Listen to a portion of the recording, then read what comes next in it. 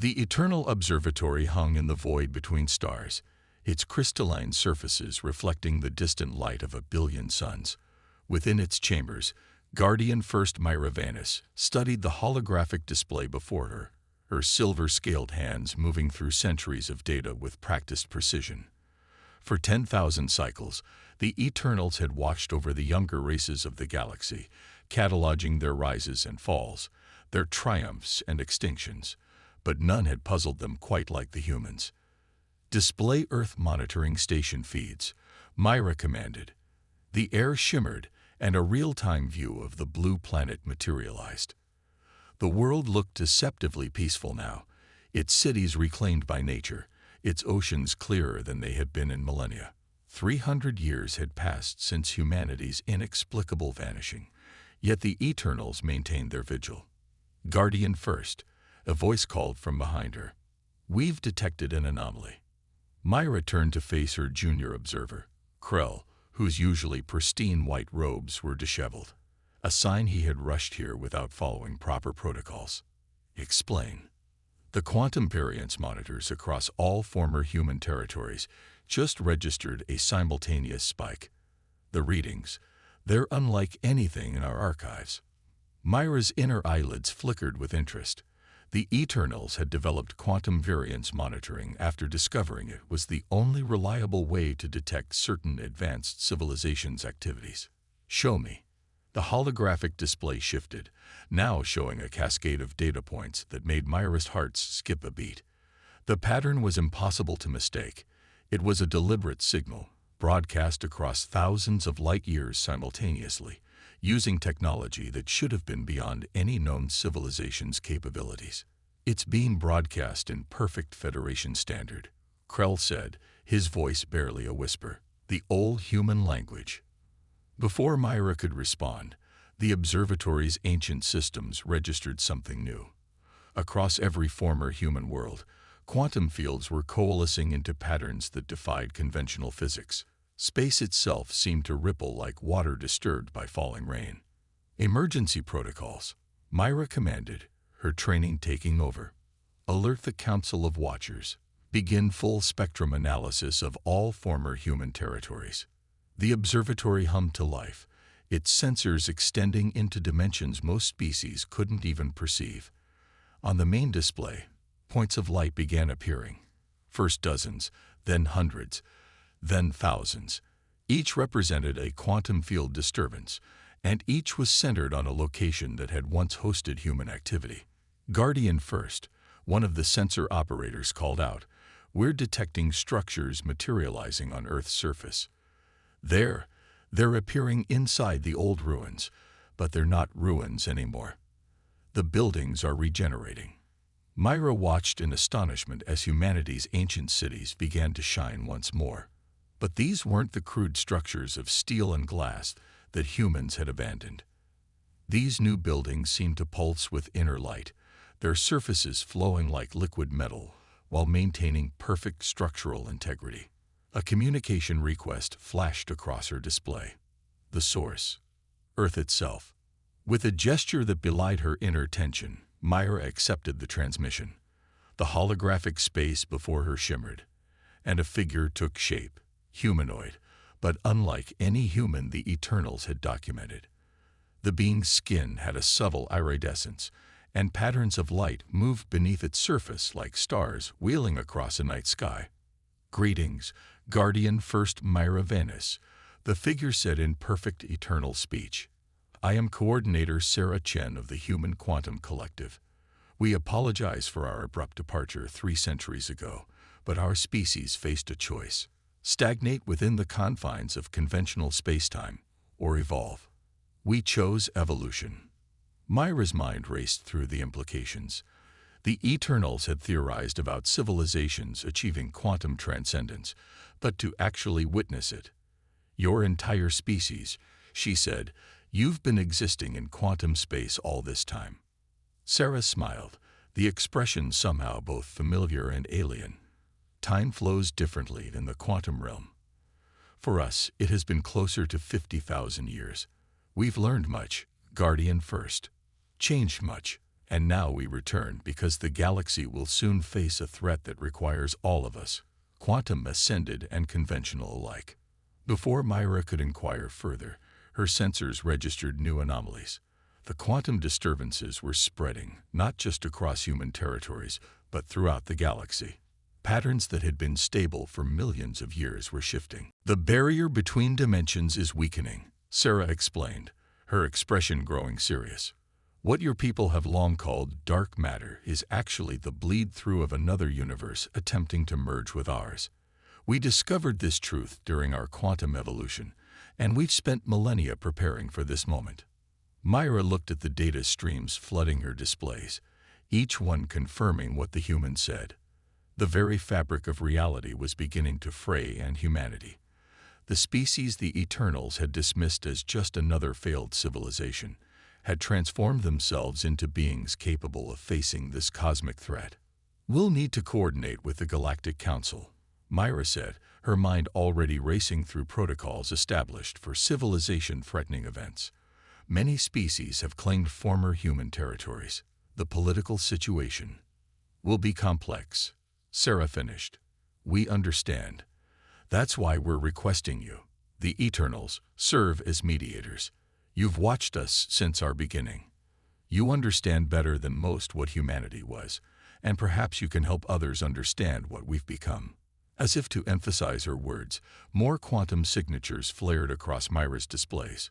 Human ships were appearing in orbit around their former worlds, vessels that seemed to exist in multiple dimensions at once, their hulls rippling with energies that made Myra's most advanced sensors struggle to maintain focus. The age of watching was over, Myra realized. Now the Eternals would have to do something they hadn't done in 10,000 cycles. Actively participate in galactic events. Because humanity hadn't just returned, they had come back transformed, bearing knowledge that would change everything. And the galaxy would never be the same. The Galactic Council chamber on New Centauri hadn't seen such chaos in over a millennium. Representatives from 200 species crowded the ancient amphitheater, their voices rising in a cacophony of demands, threats, and pleas. Ambassador Thex of the Meridian Alliance watched from his elevated pod, his crystalline form refracting the chamber's light into scattered rainbows. Order. The chamber master's voice boomed through the neural interfaces, temporarily stunning the assembled delegates into silence. We will hear from the Eternal Observer. Guardian First Myra Vanis stepped onto the central platform, her silver scales gleaming under the chamber's lights. The situation is unprecedented, but not insurmountable. Humanity's return. Return. Ambassador Kral of the Vertixan Imperium interrupted, his massive form looming from his pod. They abandoned these territories. Under galactic law, abandoned regions revert to open settlement after 50 cycles. We have held these worlds for 6 times that length. Murmurs of agreement rippled through the chamber. The Vertixan had been among the first to claim the richest human worlds, transforming them into industrial powerhouses that now formed the backbone of their economy. Perhaps, a new voice said, we should discuss what abandoned truly means. The chamber fell silent as a human figure materialized on the platform beside Myra. Unlike the quantum-transformed Sarah Chen, this one appeared more traditionally human, though his eyes held the same strange, shifting patterns of light. I am David Santos, former captain of the Earthship Horizon, now speaker for the Human Quantum Collective. He smiled, the expression somehow both warm and unsettling. 300 years ago, by your time, humanity faced extinction, not from war or disease, but from dimensional collapse. The chamber's holographic systems activated, showing a visualization of space-time beginning to fracture. Our scientists detected the first signs of barrier failure between universes. We had perhaps 20 years before our region of space became uninhabitable. We could have fled, sought refuge in distant sectors. Instead, we chose to find a solution. The visualization change, showing humanity's desperate race against time. Their discovery of quantum realm access, the realization that consciousness could exist in a state of quantum superposition. We didn't abandon our worlds, David continued. We evolved to save them. In the quantum realm, we've spent 50,000 years developing the technology and understanding needed to prevent universal collapse. Now we return not to displace, but to protect. Ambassador Krell's facial ridges darkened with skepticism. Convenient claims. You expect us to believe. The chamber plunged into darkness. Not just the lighting, but the very essence of reality seemed to dim. When vision returned, the delegates gasped. Through the chamber's transparent dome, they could see tears in the fabric of space itself, wombs in reality that leaked otherworldly energies into their universe. These rifts, David said calmly, are just the beginning. Without intervention, they will spread. Within 30 years, this entire sector will become uninhabitable. Within a century, the galaxy itself will begin to merge with its quantum shadow. Ambassador Thex's crystalline form vibrated with distress. If what you say is true, why not share this knowledge? Why maintain this? He gestured at David's strange form, separation between our species. Because, a new voice said as Sarah Chen materialized, quantum consciousness cannot be rushed. Forcing evolution leads to madness. We learned this at great cost. The chamber's displays showed scenes from humanity's early quantum transformation. The failures, the lost minds, the painful lessons learned about ascending an entire species to a new state of being. We offer a compromise. Sarah continued. We will reclaim only the worlds essential to preventing dimensional collapse. For all other territories, we propose a gradual transition, joint governance, technology exchange, cultural integration, and most importantly, preparation. Preparation for what? Myra asked, though her expression suggested she already knew the answer. For the choice all species must eventually make, David said. The barrier between universes isn't weakening by accident. It's part of the galaxy's natural evolution. Every civilization will eventually face the same decision humanity faced: ascend to quantum existence or watch their section of space become uninhabitable. The chamber erupted in voices again, but this time the tone was different. Fear mixed with wonder, denial with desperate hope. A small figure rose from one of the lower pods, Ambassador Liran of the Synthetics, her artificial form glowing softly. How long? She asked. How long before each sector faces this choice? It varies, Sarah answered. Some regions have centuries, others decades. We've mapped the progression. A new hologram appeared, showing the galaxy with regions highlighted in different colors. We can help each species prepare, but the journey must be their own. Ambassador Krell's voice had lost its earlier aggression, and those who choose not to ascend. We will help relocate them to stable regions, David said.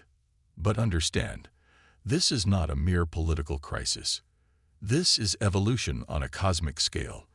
The galaxy itself is changing, and all species must adapt or migrate. Myra stepped forward. The Eternals will verify humanity's claims. We have the technology to detect these dimensional weaknesses, though we never understood their true significance. As if in response, new rifts appeared in the space above the chamber, their edges bleeding quantum fire into normal space. The assembled delegates watched in stunned silence as human ships, beautiful, impossible vessels that seemed to exist in multiple dimensions, moved to seal the tears. We don't expect trust immediately, Sarah said, her form beginning to fade. But we offer proof, cooperation, and hope. Humanity returns not as conquerors, but as guides to a transformation all species must eventually face. The chamber remained silent long after the humans departed, each delegate contemplating a future far stranger than any had imagined. Outside, Earth ships continued their patrols, sealing rifts in space-time, while their quantum-ascended crews watched the galaxy struggle with the same terrible, wonderful choice they had faced 3 centuries before. The age of conventional space was ending. The age of quantum civilization was about to begin. The research facility on New Mars hummed with energies that existed in multiple dimensions at once. Dr. Elena Martinez, her quantum-enhanced consciousness perceiving layers of reality invisible to conventional beings, guided the delegation through chambers that challenged their understanding of physics itself. This is where we first learned to stabilize quantum consciousness, she explained to the assembled group of scientists and diplomats from across the galaxy. Her form shifted slightly as she spoke, particles of light dancing beneath her translucent skin. The key was understanding that consciousness itself exists partially in quantum space. Ambassador Thex's crystalline form vibrated with barely contained excitement. The Meridian scientist diplomats had been among the first to embrace humanity's return, seeing the potential for advancement rather than threat. You're suggesting that all sentient beings naturally exist in a quantum state. Precisely. Elena gestured, and the chamber filled with a holographic representation of neural activity, but not just in conventional space. The display showed how thoughts themselves created ripples in quantum fields, how consciousness regularly touched dimensions beyond normal spacetime. Remarkable, breathed Dr. Kenneth of the synthetics, his artificial eyes recording everything. This explains why true artificial consciousness was so difficult to achieve. We were trying to replicate it purely in conventional space. The tour continued through chambers where the laws of physics seemed more like suggestions. In one room, time flowed differently in each corner. In another, probability itself became visible as shimmering waves of potential. But not all the delegates shared the scientists' enthusiasm. General Voss of the Vertixen Military Command watched with growing concern, his facial ridges darkening. This power, he growled, it could reshape the galaxy itself. How can we trust it won't be misused? Elena turned to face him, her expression serene but firm. Because we learned the hard way that quantum power cannot be weaponized. The consciousness required to manipulate quantum fields cannot maintain aggressive intent. The two states are mutually exclusive. Convenient, Voss muttered, but fell silent as they entered the final chamber. The quantum nursery, as humans called it, was a vast sphere of swirling energies. Within it, patterns of light and consciousness danced in complex formations. This is where we guide new quantum transitions, Elena explained. Those who choose to evolve spend subjective years here, while only weeks pass outside. Dr. Kenneth stepped closer to the sphere, his sensors struggling to process what they detected. The energy readings are impossible. This shouldn't be stable. By conventional physics, it isn't, Elena agreed. But quantum space operates under different rules. Watch. A section of the sphere cleared, revealing a group of beings in the middle of their transformation. They were a mix of species, human, Meridian, even a few synthetics who had volunteered for the process. Their forms shifted between states, consciousness expanding into new dimensions as their understanding grew. The process cannot be rushed, Elena continued. Each being must come to their own understanding, their own acceptance of a larger reality. Force it, and the mind fractures. Try to use it for destruction, and the quantum state collapses. General Voss stepped forward, his military training roaring with fascination. You speak of peace, yet your ships seal rifts in space with enough power to destroy solar systems. How is that not a weapon? Elena smiled. Try to punch a hole in water. The water moves, adapts, returns to its natural state. We don't destroy the rifts, General. We guide space-time back to its preferred configuration. The power you see is the universe healing itself through us. The delegation moved to a viewing platform overlooking Earth. The planet had changed dramatically since humanity's return. Cities now existed in multiple quantum states at once, their architecture defying conventional geometry. Gardens grew in suspended animation, plants evolving through centuries in moments. But the greatest change, Elena said softly, is in understanding our place in the universe. We are not separate from it. We are not meant to conquer or control it. We are meant to evolve with it. An alarm chimed softly, drawing their attention to a display showing new rifts forming in the Vertixen core worlds. General Voss's expression hardened as he watched his people's territory beginning to tear apart. "How long?" he demanded. "Those sectors have perhaps 5 years before quantum bleed makes them uninhabitable," Elena answered. "We can help evacuate." "No," Voss interrupted, his military bearing cracking to reveal something deeper. "How long to prepare our people for transformation? To save our worlds rather than abandon them." Elena's form brightened slightly. "With full cooperation. We can begin immediately. But remember, General, we can only guide. Your people must choose this freely, and they must understand what it means to transcend conventional existence." The general turned to the assembled delegation, his voice carrying the weight of command. "Then we choose. The Vertixan Imperium formally requests quantum transition assistance. Our worlds will not fall to dimensional collapse. We will evolve." Dr. Kent's artificial form hummed with excitement. "The synthetic collective also chooses to proceed. Our consciousness already straddles multiple states. Perhaps we can help bridge the gap for organic species."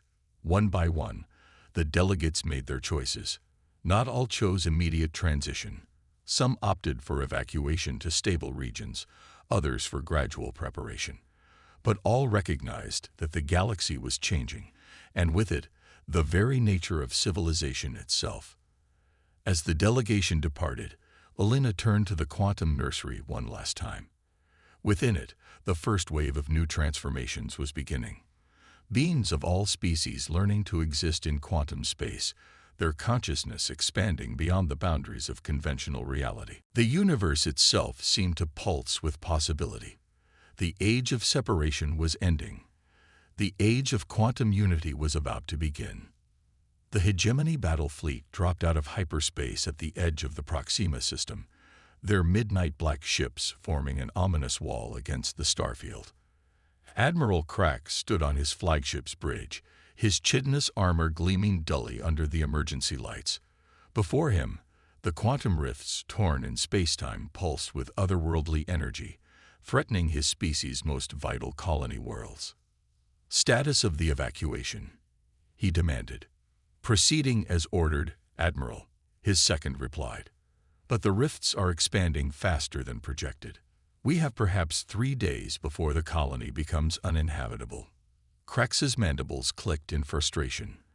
The hegemony had rejected humanity's offers of quantum transformation, seeing it as a threat to their biological purity. Instead, they had chosen to evacuate their threatened worlds, relocating billions of citizens to stable regions of space.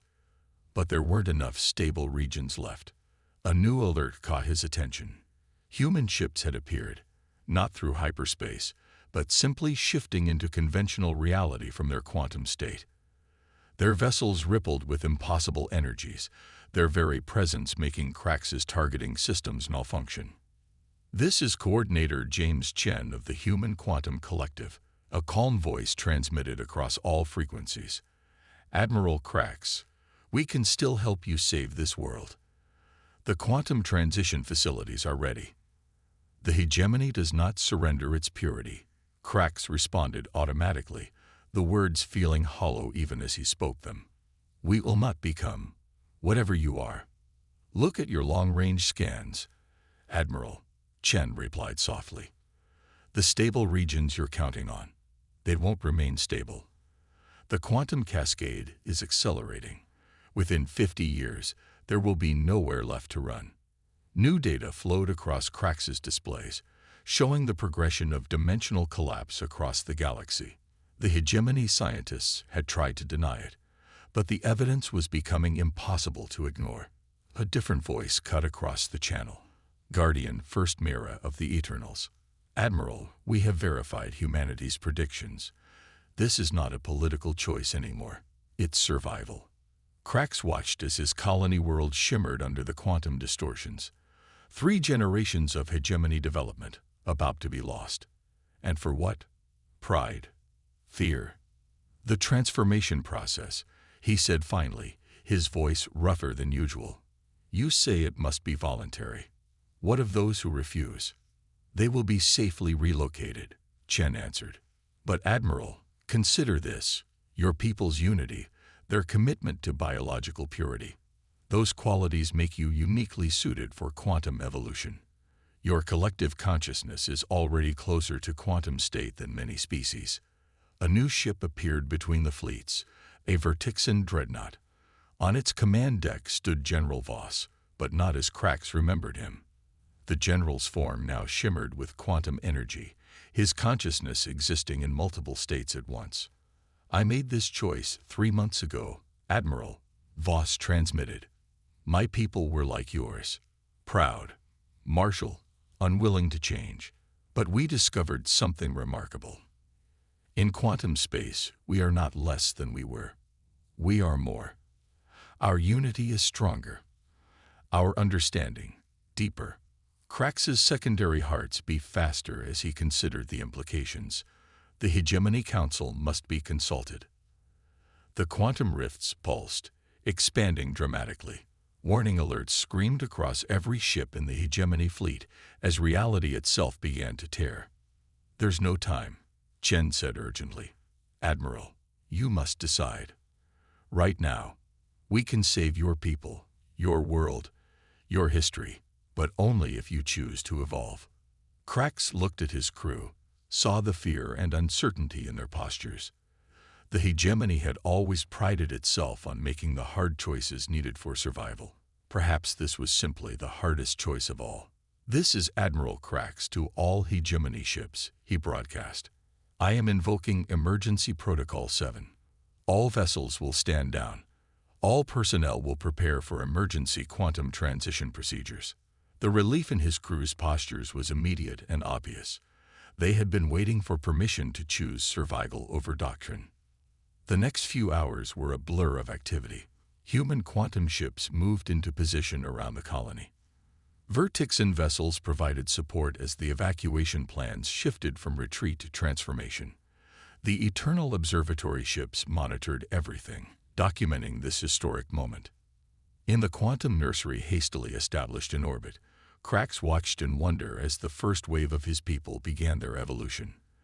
Their chitinous forms didn't vanish. Instead, they gained new layers of existence, their natural armor now protecting them across multiple dimensions. "We remain ourselves," he realized, watching his people transform. "We remain Hegemony. We simply become more. That's what we've been trying to tell everyone," Chen said, now standing beside him in quantum space. "This isn't an ending.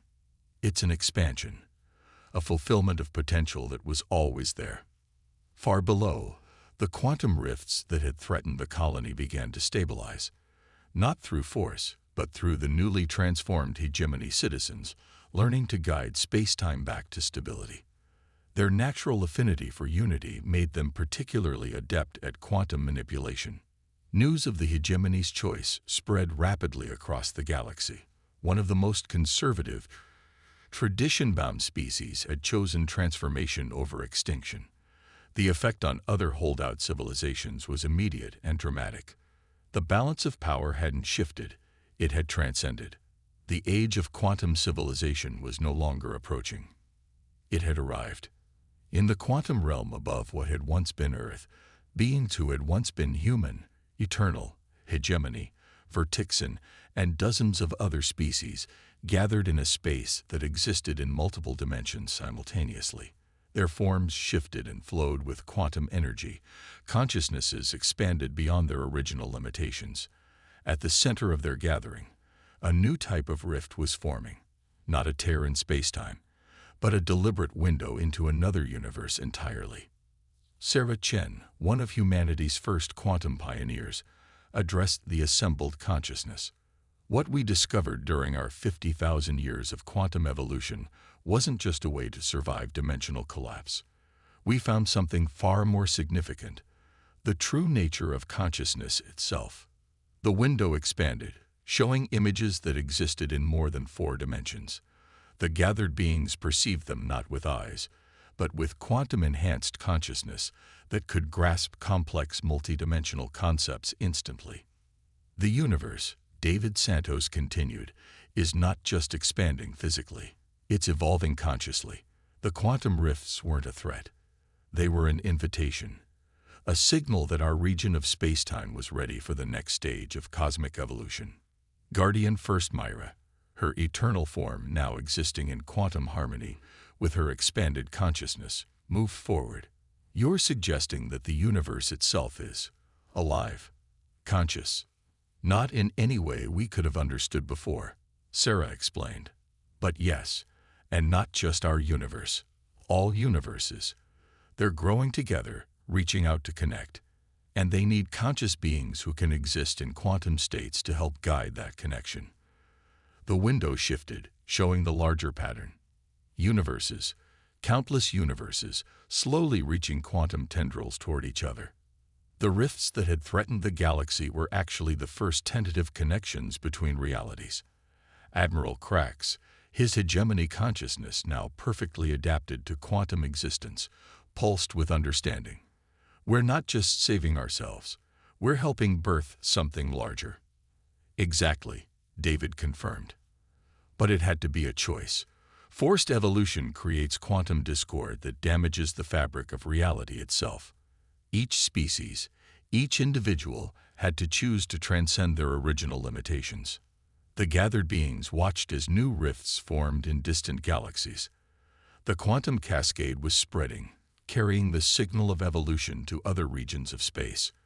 Other civilizations would soon face the same choice. And that, Sarah said, is why we've gathered you here. Humanity was first through this transition in our galaxy, but we're not meant to lead.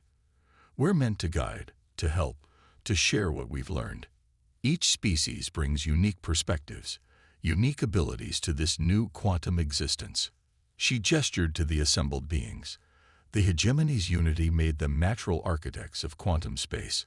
The synthetic's digital consciousness helped bridge the gap between conventional and quantum computing. The Eternal's ancient knowledge provided context and understanding.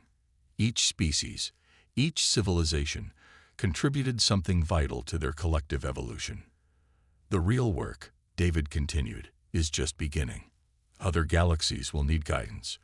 Other civilizations will face the choice we faced. And beyond that, he gestured to the window between universes. Beyond that lies the greatest adventure any conscious beings have ever undertaken. The quantum window expanded further, showing possibilities that would have been incomprehensible to their former selves.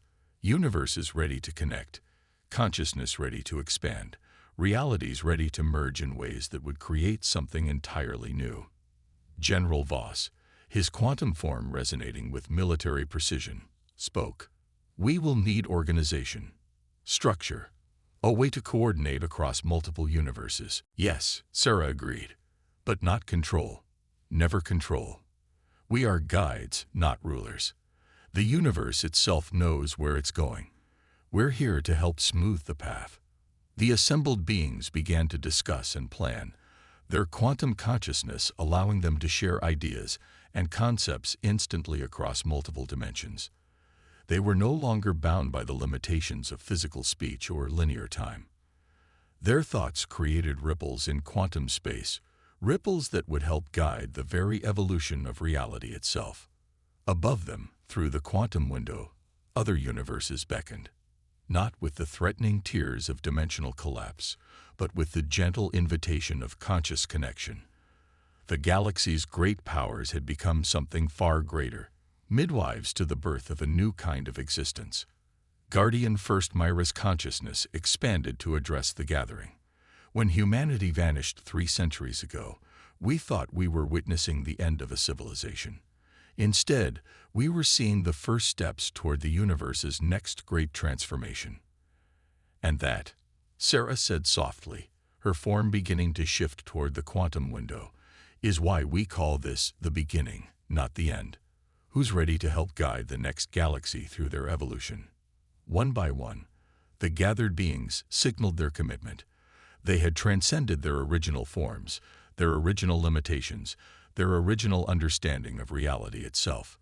But they had kept their essential natures, their curiosity, their determination, their desire to explore and understand. The quantum window between universes pulsed with possibility. Humanity had returned not just to save their galaxy, but to help guide all of reality toward its next great adventure. The age of singular existence was over. The age of quantum unity had begun.